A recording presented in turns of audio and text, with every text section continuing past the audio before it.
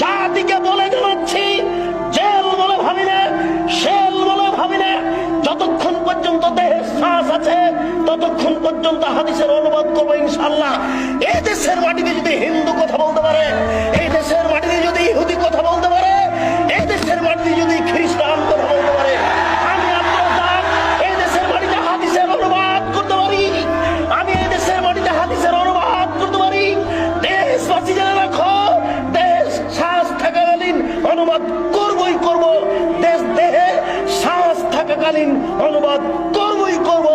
নবী বলেছেন, আলী ছাড়বে না কোনো ছবি মূর্তি, সবকে ভেঙে খান খান করে দাও। তুমি ছাড়বে না কোনো উঁচু কবর, তুমি সবকে ভেঙে সমান করে দাও।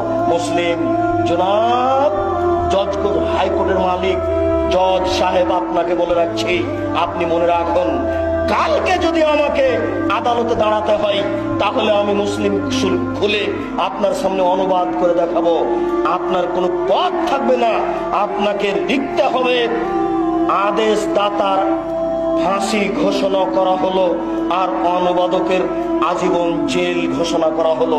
আমি 1 নম্বর আসামি নই, 1 নম্বর আসামি হচ্ছেন মুহাম্মদ সাল্লাল্লাহু আলাইহি সাল্লাম।